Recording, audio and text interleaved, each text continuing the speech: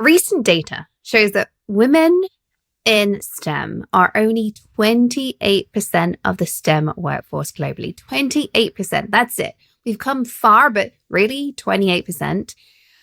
When you go to African women, even lower. There's a growing recognition that cultural identity is a catalyst for innovation, that when we embrace who we are, we can do extraordinary things. And I think many of you have realized that just embracing yourself as a woman, if you've been listening to me for a while, you know that when you become yourself, when you start showing up as yourself, you do extraordinary things.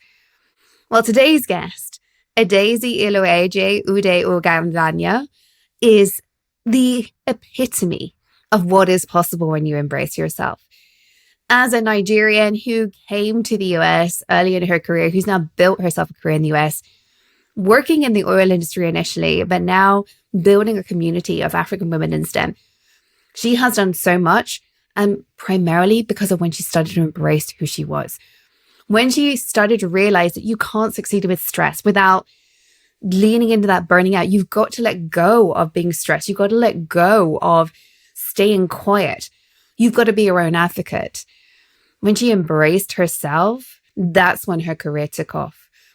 When she realized that she could go further, she was fine early in her career, she'll tell you this. But later in her career, she had to get uncomfortable by allowing herself to be comfortable in her own skin. Working harder doesn't get you further. Today, Adaeze is doing extraordinary things as a community builder for African women in STEM, as a mentor, as somebody who brings together women to talk about their careers. And she wants to share with you her story and how she is changing the world. Whoever you are, whatever you do, there is so much to learn from this conversation about embracing yourself, self-awareness, supporting those around you, the power of community for learning. So without further ado, let me bring Adaeze onto the show.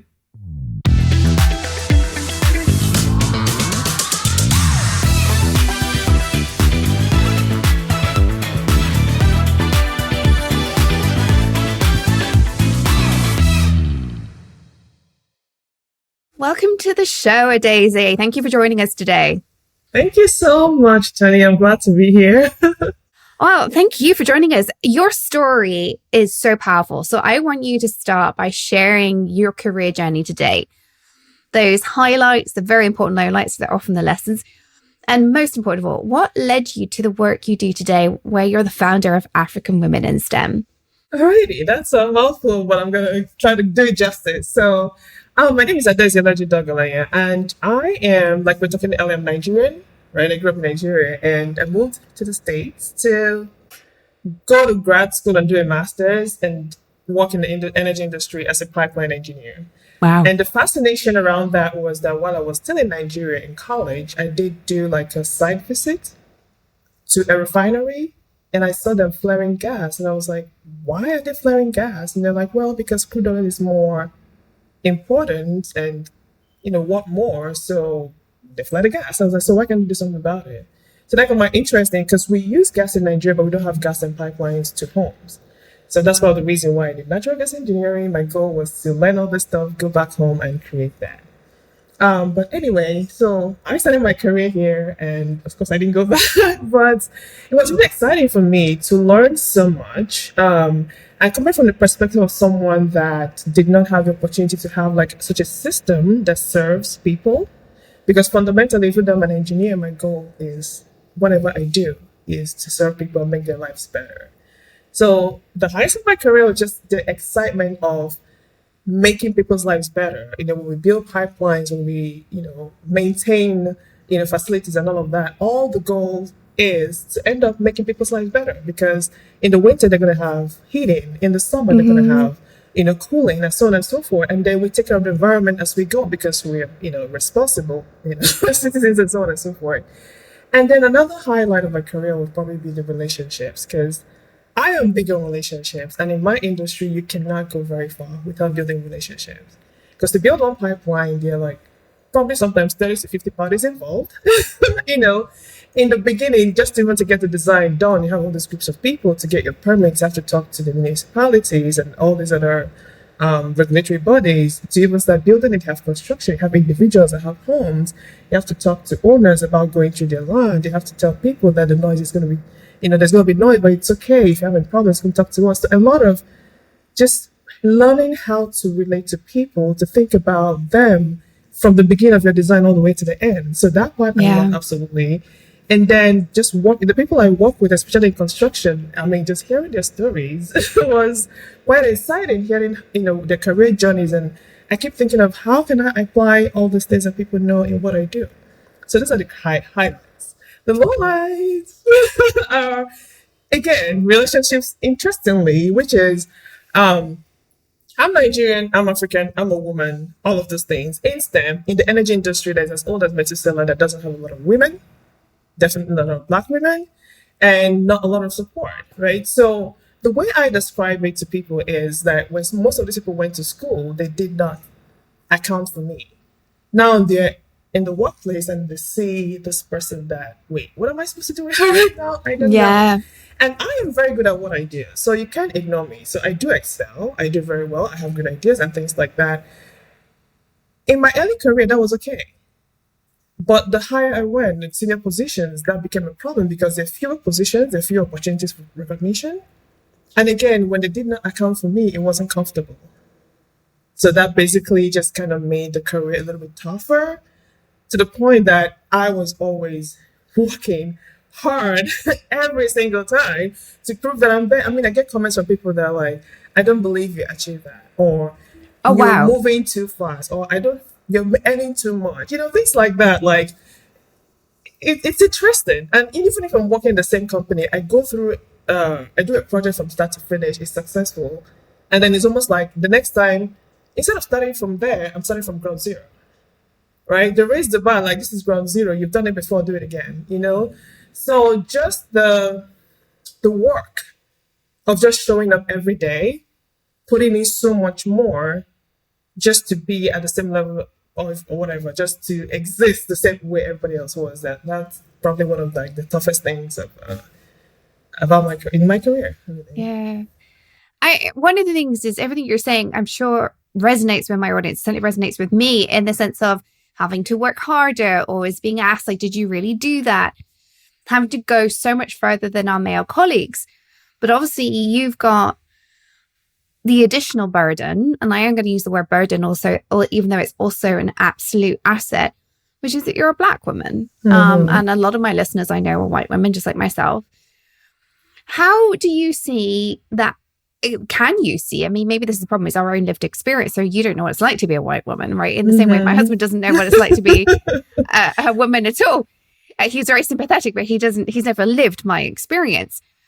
Can you explain to us at all, that you're able to, what the additional version is of being a African woman working in the oil industry and working in tech? Ooh, so it's a tricky one.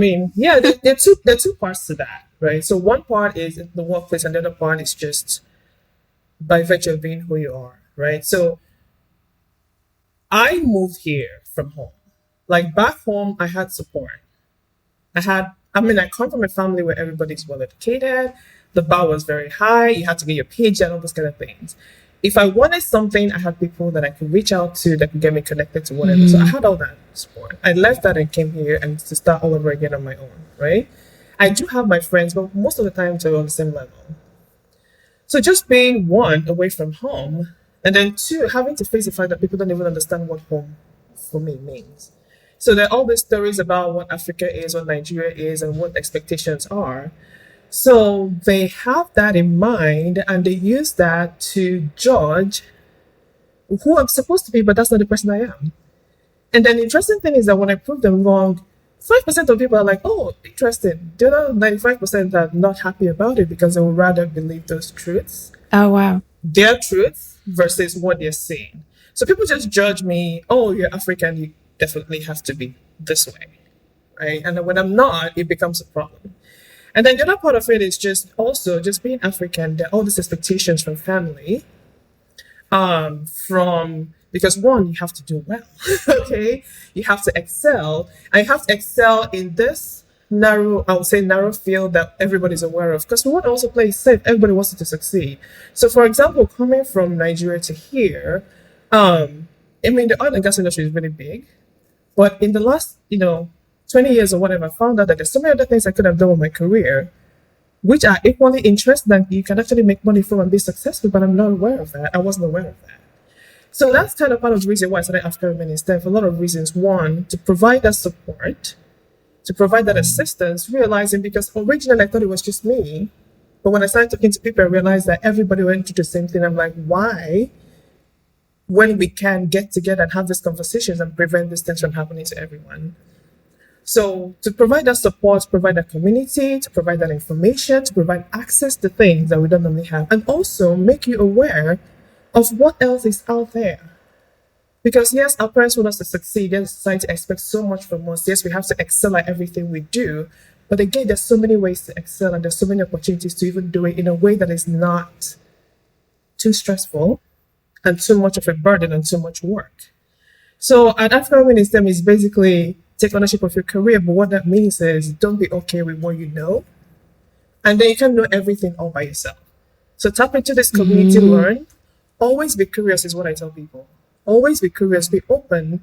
And then when you have the support of these people, when you're having conversations at work or with your family or anybody else, you know that there are people behind you that have tried this before, that have done it, that are actually on the journey. And you can have that as, I would say it's sort of your, what do you call it, cheerleading thing or whatever. When you go and be like, yes, I know this because XYZ is doing it, or XYZ told me, or it's a thing and I can prove it to you, and so on and so forth. Or if you're advocating for yourself at work and things like that, you know that there are other people that are going to cheer you on no matter how, what the outcome of that is. So that's basically the thing. Yeah, I don't know if that answers your question, but yeah. That's beautiful. You've touched on so many things there. There's like that family burden, and I work with women all over the world, and the different cultures of family expectations is, especially when you then move country like you've done. One culture doesn't understand the expectations from your culture that you've moved away from, but it's still there. It's not like your family just disappear.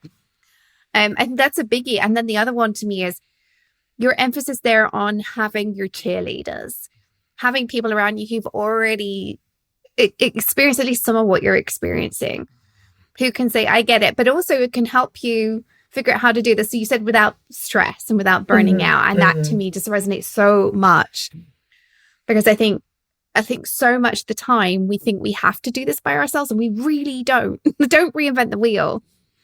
You are extraordinary in just what you know. You don't also have to be extraordinary in figuring out how to operate without burning out. Like, you don't have to do it all by yourself, which brings me to my next question. You are now somebody who is a community leader, an advocate for women in STEM, and I know you're a particular advocate for African women in STEM. What led you to this career transition? Why did you move away from the energy industry, that technical career, to being this community leader? Oh my goodness. I think I've always been a community leader, to be honest, because I've had time to think about this. Because as a kid, I was that person. I actually told somebody once and I got beat up on behalf of somebody else. Because I will not keep quiet when somebody is being treated unfairly. I will speak up. I actually had someone convince some of the kids to hold me down while they beat me up and stuff like that. Oh, no. I'm sorry. So the thing is, I've always been an advocate, really, from as far as I remember now, as my elementary one, I was probably 6, through elementary school, through secondary school, even through college. And in my career, the way I operate and work with my team members and people is just from that perspective as well. Like, I want everybody to do well, I'm very collaborative. And I see people first. Because, someone said something when I asked something like, is that everybody here in the workplace is an adult. They're here for a reason that goes beyond just being here. It's either they have something they want to do for themselves or prove for themselves, for example, or they have a family that they're taking care of. Either way, that's enough for them to show up here and actually want to do their best and be responsible. So treat them like adults. And everybody has something that they have to offer to. Like, when I'm working on a project, and the way my career was, every single project was with a different team, both internally and externally. So that used to excite me so much, because I like to get to know people and figure out how we can work together to make this happen. So I learned about them. I learned about what they're doing, where they're going, and the things that they have that make them tick that they can kind of use and make my project better. And what I realized that when they own that project, it's so much easier for me because it's almost like they're coming in wanting this to succeed. It wasn't about me, it was about them and how they see themselves in that team. So transitioning from tech to what I'm doing right now, again, it was about all the things I went through, and I tried to find people that I could talk to and have conversations with and ask them how they navigated this career, but there's no one. Okay, there was no one. And I'm extroverted. I go to conferences, I reach out to people, I send emails, I do whatever. It didn't work. But when people started coming to talk to me, I realized, oh my goodness, okay, fine. I can't find those mentors. I want to be that mentor for somebody else. And then from mentoring, I started talking to people about helping me mentor because I realized I'm one person. I can only do so much. And in this conversation, I talked to over 40 women in the beginning. I realized that what they needed more was community. And it was very easy for me because I believe in the power of community. I believe that everybody can work together to make things happen. It's always been my thing from when I was a kid. So we moved into that. And it's just been so rewarding because I don't see personally why I have to do all the work. And I'm trying, and I see that with my friends. Again, I'm Nigerian. We like to excel. Okay. So I see that with my friends and our moms and things like that, where everybody's trying to be everything to everyone and they do everything all by themselves. And I'm thinking, no, you don't have to. No. So it was very important to me that when this women wanted a community, I created that space. And then when they came together, people were able to get to where they wanted to go faster because they didn't have to do it all by themselves. Like one meeting, and with everybody chiming in, whatever the idea was, or even if just something that got you thinking differently, it was you could move like several steps ahead of where you would have been if you tried to figure that out all by yourself. So this was a very easy transition for me because it's not outside of what I used to do before. And it's probably going to be for the rest of my life because just meeting people every day and realizing how incredibly awesome they are, even if you don't know it, I pull it out of them. But I keep telling them all the time, like if I invite someone to come and teach something or whatever, I'm like, I know you're awesome, but you always, people always blow my mind every single time because they end up coming. I think the fact that I create that environment makes it easier for them to tap into whatever it is and even do more than they expected they would. I gain from that selfishly, and everybody else does. So yeah. I think it's not selfish because, as you say, everybody gains from it. I think community. I mean, it's one of the things I brought into my coaching a few years ago is we brought community into it. It wasn't just one-on-one coaching. Everybody's invited to join groups or masterminds because you learn so much. I learned so much. I'm a better coach because of communities I've created. One of the things you and I spoke about before we hit record was you mentioned how when you first moved to the US, you suppressed your cultural identity. When did you realize that that was something you were doing? And then why did you stop? And how did you embrace your true self? And what did that mean for you? I'm not going to say that I realized it myself. So basically, a couple of years ago, I hired a coach because I wanted to figure out what was next for me. And one of the assignments she gave me was to do a 360 review. And I was like, wow. Oh, okay, yeah. but That's scary. Anyway, Yeah.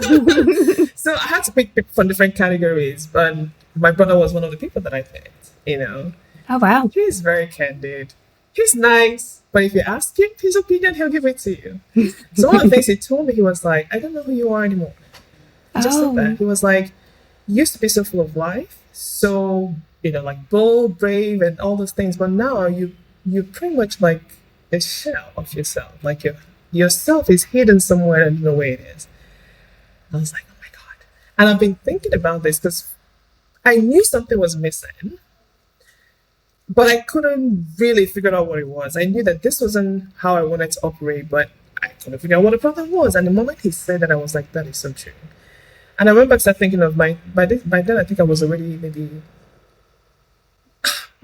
way into my career, like 15 years or more. But I started remembering that, over the course of my career, I have all these ideas that I'll bring up and I'll get things like, we don't do this here, we don't do it like this, or you're an engineer, focus on engineering, all those kind of things. So I think over time, it just kind of eroded that thing in me, which is like I see things differently. Like I'm an engineer, yes, but I'm a creative as well, right? I I'm into arts, music, and I write and all those things. So those things kind of play. I see things differently. They kind of play into the way I do my work, and I relate to people and so on. And when I bring this up, it was always like, no, we don't do things. And I just realized I stopped. Yeah. On some level, I was protecting myself. But what I realized that when I'm protecting myself from one thing, it wasn't easy to just do that one thing. I had to also like stop doing so many other things. And the result of that was that a lot of me was gone, at least from the workplace for the most part, even in my own personal life, because it's kind of hard to not have that impact me. So I was like, whoa, okay, fine. This is hard.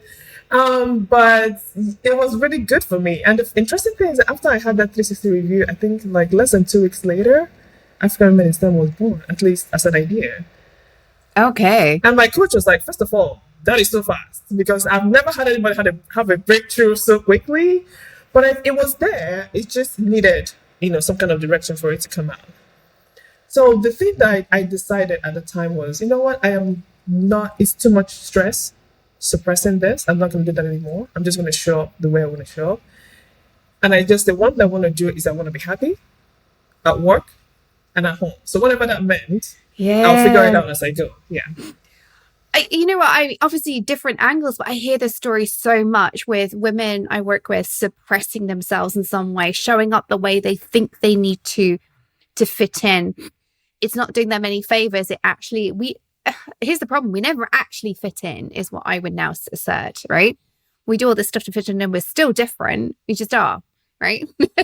Yes. And when you start realizing that is not serving you, when you start embracing yourself, as you say, it causes so much stress when you let go of that stress. And it is a conscious decision. And there's stress involved in becoming yourself in the workplace. There is. But when you do, beautiful things happen. The ideas just explode because you're no longer using your cognition for something that isn't serving you. Dealing with stress, dealing with suppressing who you are is valuable IQ. That is exactly what you're using. You're using your cognition to be something that you're not rather than solving problems. So when you embraced yourself, what else happened? Like, what happened to your career? Oh my goodness, here's the thing. Because, again, of who I am and where I come from, my family, and then, being Nigerian and all that, success was not optional. So I had an incredibly successful career, right? But was I incredibly successfully happy? No, So the difference is that at that point, I wasn't afraid of painting outside the lines, thinking outside the box, sharing my ideas. One thing that it did for me, because even before I hired a coach, I think I had made the decision somewhat, but I didn't realize it, was I was very particular about where I worked. Yeah. But the thing is, it wasn't until then I actually tapped into the advantage of being in the place that I worked. So what that looked like was, if I thought of something, I talked about it. And luckily for me, because I made that choice before coming to that place, I had, a boss that was like, oh, sure, So again, I pretty much, yes, I was doing all my, project management, engineer, whatever technical role and all that stuff. But I also had a lot of other things that I was doing, which I was doing a little bit before, but now I kind of went full into it because I was like, okay, I'm very strategic, right? I'm very process driven. Like, how do we make things better? That's just me. And that's how I've always been, but I was never encouraged to, make the processes better because it wasn't my actual role. And then also what it did for me was I'm a very relationship driven person, like I told you earlier. So it allowed me to actually go out and be myself, right? So again, just that alone it's not like, when you talk about discovering yourself, I knew who I was, but I rediscovered myself. I actually asked myself, I rediscovered myself, who I was, what I wanted to do, how I wanted to approach life, where I wanted to go, how I wanted to relate to people again, because all of these things were there, but they were so hidden. And the interesting thing is what I tell, women in my community and women I coach all the time. Like self-awareness is the number one thing. Because if you don't know who you are, you can't even know what you want, who you want to be around, how you want to lead, how you want your career to be. So it's really critical, I do have a checklist that I share with them, and I'm like, okay, go ahead and do this and ask yourself this question in all these categories, because leadership is not about being the boss and having people there. So that was really, really incredibly helpful for me to just kind of move on and just do what I wanted to do and just be a better person and just showcase myself the way I want to be. And the more I did it, the easier it became, because now I didn't have any restriction as to what I couldn't do. I was just being myself. And interestingly enough, about a year after that, during the review, my boss was like, I don't know what you did, but everybody's talking about you. And I'm like, I don't know what I did. Okay, whatever. And I didn't really know what I did, but I just realized I was just myself, period. Yeah. That was it. Interesting. I do think that is key, is like realizing to be yourself. I mean, again, the conversation we had when we first met was that you said you thought you were only operating at 10% of yourself. And that just massively reduces our ability to function. So if somebody is feeling that way, maybe they don't realize they're only operating at a small fraction. What advice do you give to the women you work with, to other leaders when they're struggling to bring them full selves to work? Like, what we all need to be hearing? I'll say this. When we're kids, like I have kids, for example, they don't know that things are not possible. They ask for whatever they want and tell you whatever they're thinking. I'll buy a toy for my son like today, and the next day he's asking for another toy. Like, things like that. Yeah. But somewhere along the line we lose that. So again, it goes back to, if you're lucky enough to understand, or even if you don't, because sometimes you might think something else is the problem.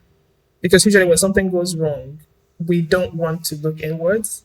We look outward for the solution. Okay, my boss did XYZ, maybe it's this. This person is doing XYZ, maybe I should be that. But what I tell people is, okay, take some time. Don't take a year, because, very, very high achieving women know how to spin the wheel, over things. And 2 years from now, they're telling you, oh, I'm still gathering data. No.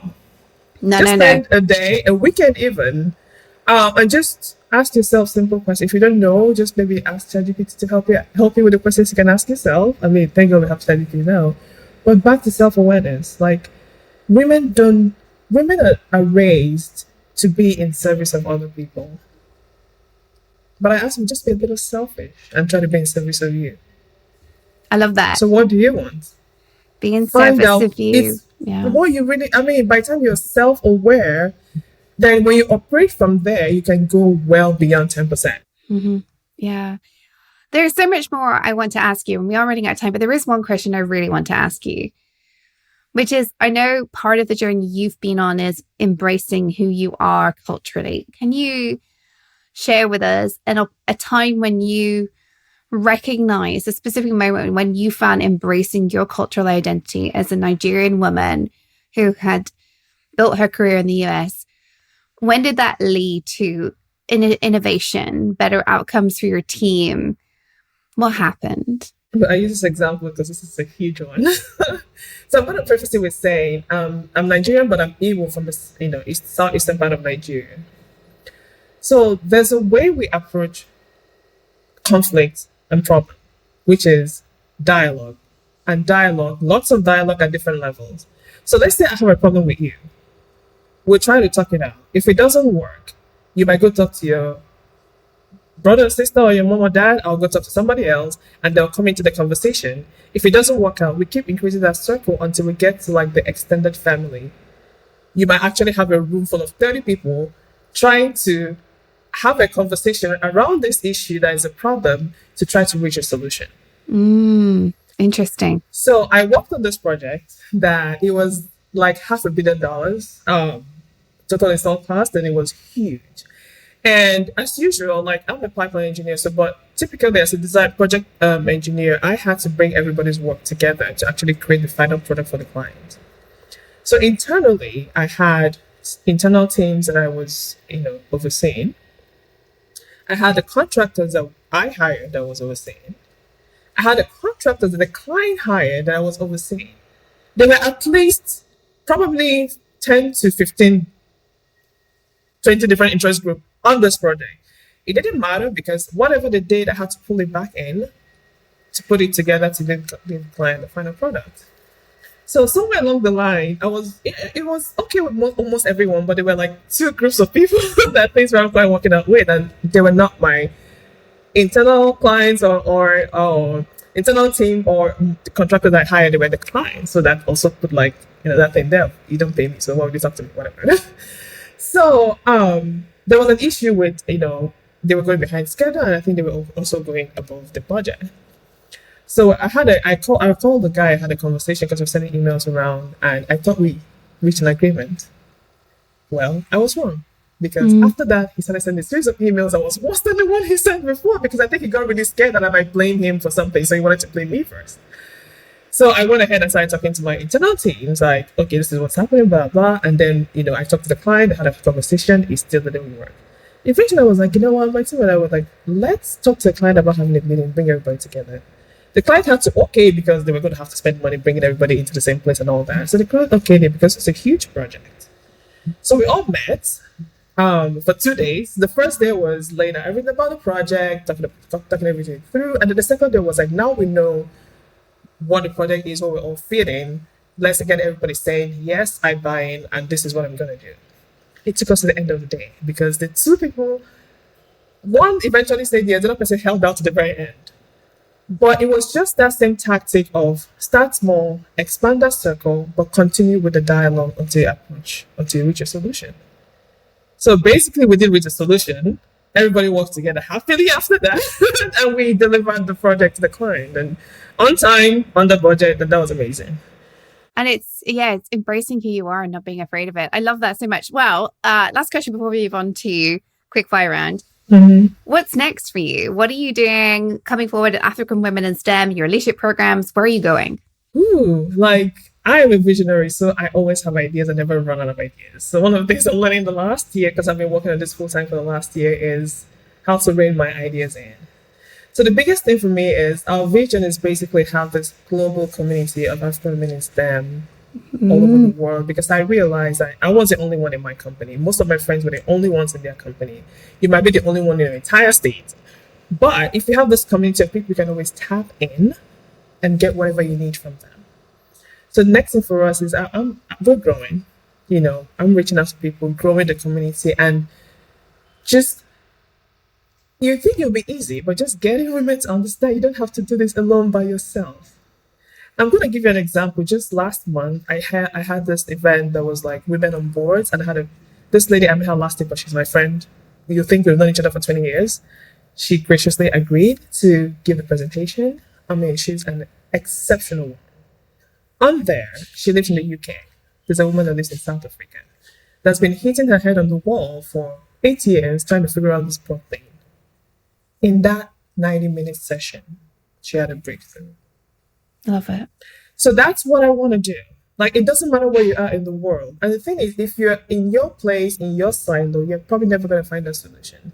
So what's next for me is to reach as many people as possible, invite as many people as possible to the table, and begin to move forward together as a community to help ourselves excel in our career. Because there's so much that we can do, there's so much power that we have, but sometimes you feel disenfranchised. Like, what can I do? It's fine, I'm okay. At least I can take care of my family. No, don't settle. Yeah. No more settling. So no more settling. Whatever it takes, I want to bring everybody to the table. And we also open it up to everyone. I do have events every year. I told about it, Launch Your Leaders, where I invite, allies, advocates, everyone. Because at the end of the day, somebody has to gain something from someone else. We also learn from other people because we don't work in silos. In our companies, you have people of all the races, all genders, and so on and so forth.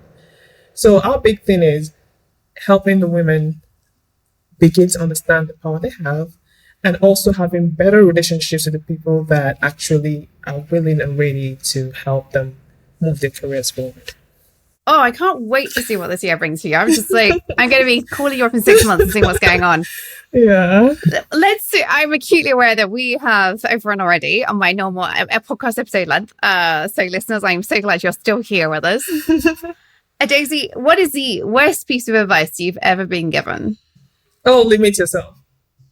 You can't get that thing. So Oh my someone, it was a goodness. recruiter that told me, because I was trying to get a some leap role. He was like, oh, no, no, no, no, no, no. The best you can do is to have like a parallel position or whatever. Yeah, it's a sideways move Well, kind of thing. Yeah. yeah. I didn't listen to him, and a few months later, I got a senior director position with Yes. a lot of I increasing pay. I've heard so many stories over the years of recruiters, and I think with good intentions. I don't believe they are malicious deliberately, but so many of the women I work with have been told you can't go up, you know, sideways, you're not going to get that much money. And every time when I've worked with them, we've basically broken that narrative and done something different every time. So I'm so glad you didn't listen. What is the best piece of advice you've ever been given? You are not everyone else, and that's from my mom. Because growing up, when your friends are doing something, you'd be like, "So, mommy, everyone else is," and she'd be like, "You're not everyone Mm-hmm. else."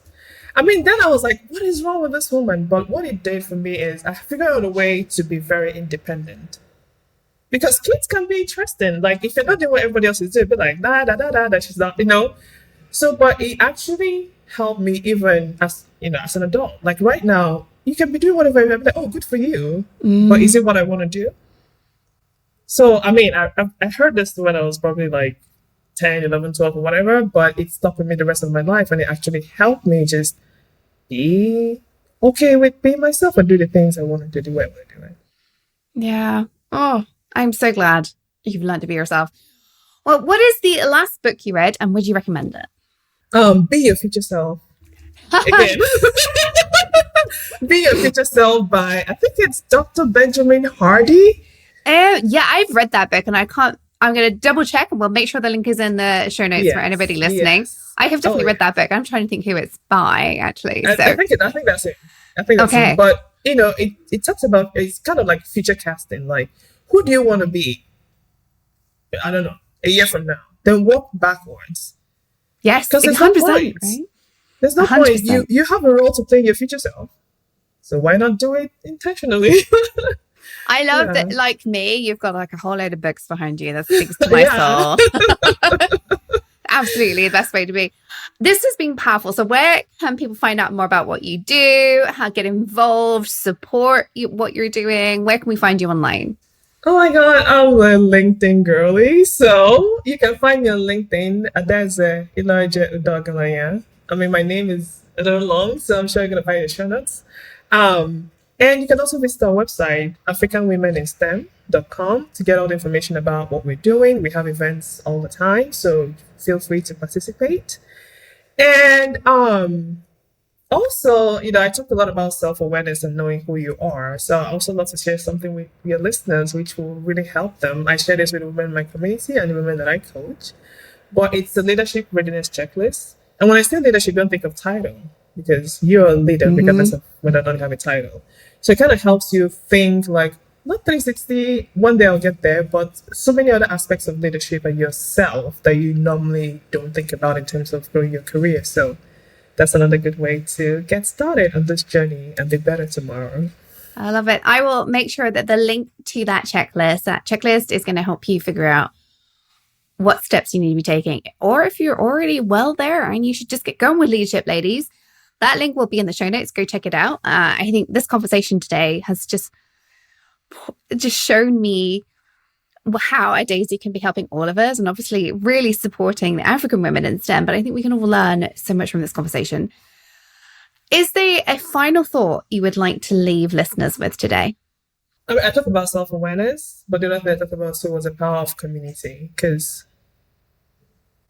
there is power in the collective. That's how I like to look at it. Um, Throughout history, when women are disenfranchised, it's usually because they're separated Yeah. and told to keep things to themselves. That way is a sure way to make sure that you never move forward. So lean into your community. If you don't have one, find one. If you can't find one, build one. That's what I did.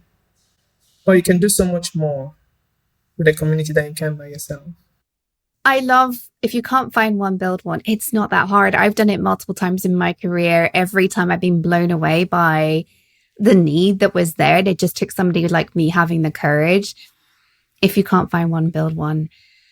Adaeze, thank you so much for this conversation today. I really appreciated you and everything you've brought to the table. So thank you. Thank you so much for having me, Toni. I hope this is just the first of so many opportunities for us to have a conversation together and do things. 100%. I hope so too. Listeners, go check out those show notes. Go check out Adaeze's website. Even if you are not an African woman yourself, go find out what she's doing. See how you could support the women around you. Help them find their community, even if they're not part of your community. I mean, obviously, there's an overlap in all of our communities, but go and learn a little bit out of your comfort zone if this is not who you are yet. And be inspired to build your community. Be inspired to learn about yourself, raise that self-awareness, and whoever you are, go and do that leadership assessment. So thank you for listening, and thank you, Adaeze, for being on the show today. Thank you so much.